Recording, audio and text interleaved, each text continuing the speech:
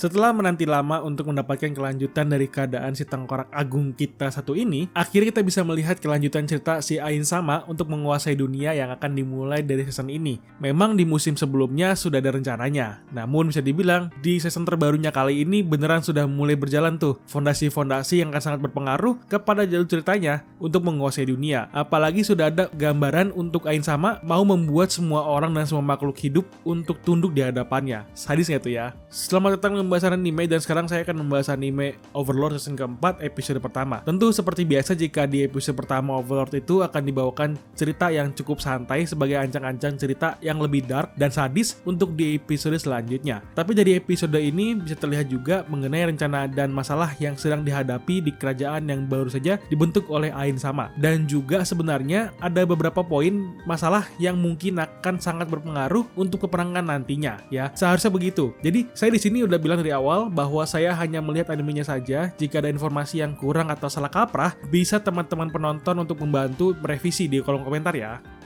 Di awal episode, kita tidak langsung diperlihatkan mengenai Ain Sama, melainkan diperlihatkan mengenai Albedo yang cukup nafsu seperti biasa mengenai Momonga Sama, yang semakin hari itu Albedo sudah tidak terbendung sepertinya gairahnya gitu ya untuk jadi pasangan si Ains. Tapi yang jadi masalah itu karena sifatnya yang begitu sih. Makanya jadi ada sebuah keraguan untuk saya juga yang melihatnya, jika nanti seandainya si Albedo ini kecewa dengan Ain Sama, apakah dia bisa berkhianat gitu kan? Karena ada tanda-tanda di season sebelumnya yang memang si Albedo itu kan agak kurang suka dengan penggantian nama dari Momonga menjadi Ains gitu. Kalau yang dari saya lihat sebelumnya, ya maklum banyak adegan yang foreshadow dalam cerita di seri ini. Lalu setelahnya, kita akhirnya bisa melihat kemunculan Ain Sama yang bisa dibilang kagak tidur sama sekali, ini tengkorak. Karena memang dia kan undead ya, jadi yang gak butuh makan atau tidur. Makanya dia cuma baca buku doang tuh seharian, yang sambil baringan di kasur kayak anak remaja aja gitu kan gayanya. Apalagi ada pandangan di mana si Ais ini ditemenin sama pelayan yang menjaganya terus malaman depan keluar pintu kamarnya untuk berjaga-jaga dari serangan dadakan mungkin kan. Namun jika dipikir-pikir, buat apa juga dijagain kan? Ya dia aja nggak tidur, jika ada serangan pun langsung ketahuan, harusnya gitu ya. Setelah berganti baju menjadi baju yang cukup ngejreng akibat pilihan pelayannya, si Ains langsung pakai baju barunya untuk season ini. Dimana bajunya itu untuk saya yang ngelihatnya malahan sekilas kayak baju armor healer gitu di game RPG, yang cuma ditambahin perhiasan doang. Ditambah dia punya peliharaan monster mulut gitu kan, di gelas kaca ditaruhnya, yang dia ngomongnya itu cukup lucu sekaligus menyeramkan secara bersamaan ketika dilihat. Baru setelahnya, kita bisa melihat Albedo yang datang untuk memberikan laporan yang ada di kerajaan, dari masalah kota hingga bahan pangan. Setelah melihat laporan ini, memang ada beberapa poin yang menurut saya cukup penting yang mungkin akan berpengaruh di cerita selanjutnya. Seperti mengenai hukum yang akan dibuat oleh Demiurge dan Albedo mengenai hukuman yang akan diberlakukan di kerajaan baru mereka, di mana Ain sendiri tidak mengerti mengenai hukum dan membiarkan anak buahnya untuk mengatur mengenai hukumnya di sana. Saya takutnya akan ada cerita mengenai kontradiksi antara keadaan Ais dengan hukuman yang dibuat oleh anak buahnya gitu kan. Saya takutnya gitu, ada kontradiksinya. Lalu ada pembahasan mengenai saran untuk membangun sekolah untuk anak-anak manusia yang mungkin akan mulai diberlakukan, namun bukan sekolah, tapi akan dibuat sebagai panti asuhan di kerajaan Ains yang akan mempekerjakan para janda yang kehilangan pasangannya dalam perang sebelumnya, yang cukup berguna untuk meningkatkan reputasi Ains yang masih buruk di mata para penduduk. Apalagi Ains kan seorang tengkorak undead di hadapan mereka, jadi pasti mereka masih punya rasa kekhawatiran tinggi juga, jadi diwajarkan gitu ya dalam keadaannya.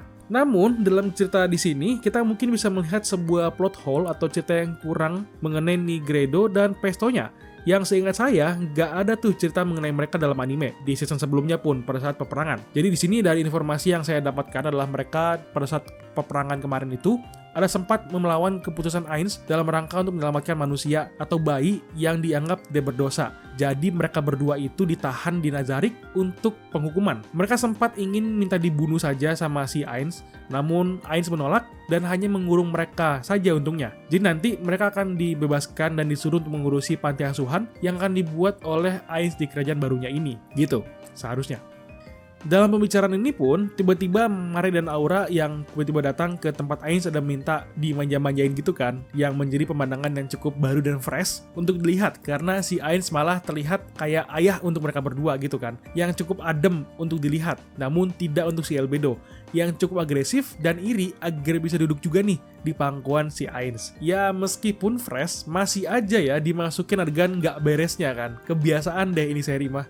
Nah, dalam pembicaraan mereka ini ada poin penting lagi nih di mana kerajaan baru Ainz ini memiliki krisis bahan pangan akibat kekerasan ekonomi yang mulai menurun dikarenakan pedagang yang tidak berani untuk kembali ke kerajaan Ainz akibat perang sebelumnya. Namun di sini Albedo adalah menyalonkan dirinya untuk mengatasi masalah tersebut dengan pergi ke Re-Estis dalam rangka mungkin untuk membuat perdagangan mau masuk kembali ke dalam kerajaan seperti sebelumnya. Dimana saya mencium bau-bau yang tidak sedap atau perasaan saya doang, dimana ketika Albedo pergi ke sana itu akan terjadi masalah besar. Yang saya takutnya sama kayak Saltear gitu kan nanti kejadiannya. Takutnya gitu doang karena keadaan Albedo dan Saltear itu kan mirip-mirip juga. Dimana dua karakter cewek yang sangat dekat dengan si Ainz ini yang memang sangat difokuskan. Saya takutnya si Albedo itu memiliki kejadian yang sama seperti Saltear. Takutnya gitu doang sih. Mudah-mudahan nggak begitu ya.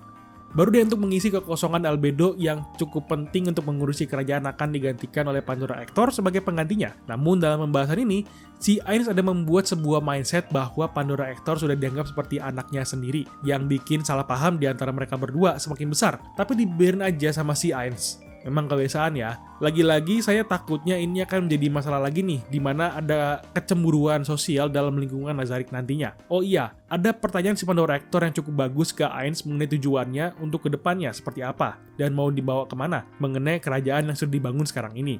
Dan sudah kita dapatkan juga di ending episode ini, di mana si Ainz ini ingin menguasai semua makhluk dan membuat sebuah kerajaan utopia yang terlihat seperti kerajaan diktator sih, kalau menurut saya ya. Tapi bagus lah, jadi dia akhirnya punya sebuah tujuan penting sekarang ini. Dan di bagian endingnya juga kita bisa melihat sebuah pembicaraan penting antara Ainz dengan Guildmaster yang diajak oleh Ainz untuk mengikuti kerajaannya dan mengubah mindset yang mereka gunakan selama ini. Dimana seorang petualang itu kodratnya bukan hanya untuk memburu dan menjaga kota, melainkan Ainz meminta sebuah misi petualang untuk para petualang itu mengungkap hal-hal baru atau tempat yang belum terjamah oleh orang-orang dari kerajaan mereka. Jadi Ainz meminta kerjasama guild untuk membuat sebuah pekerjaan baru dalam rangka membuka area baru, maksudnya gitu. Jadi Guildmaster memang awalnya agak ragu-ragu, namun ketika mendengar perkataan Ainz, dia pun akhirnya menyetujui dan siap untuk membantu kerajaan Ainz membuat cara baru untuk berpetualang. Gitu, keren dah. Dan di paling ending, seperti yang sudah saya bilang sebelumnya, di mana Ainz sudah menentukan tekad untuk menguasai semua makhluk hidup untuk tunduk padanya. Yang artinya, dia siap untuk menguasai dunia dengan sebuah mindset, siapa tahu ada teman-temannya yang lain ada di dunia itu juga. Jadi seakan-akan alasan simple yang berujung pada penaklukan dunia gitu ya. Jadi ya cukup agak sedikit error, tapi tetap seru ngeliat ceritanya. Oke, itu pembahasan mengenai Overlord season keempat episode pertama. Jika kamu suka dengan pembahasannya, silahkan di like videonya dan subscribe channelnya. Lalu dengan pendapat kalian mengenai episode kali ini, tulis komentar ya. Sampai ketemu di video lainnya. Thank you for watching and bye-bye.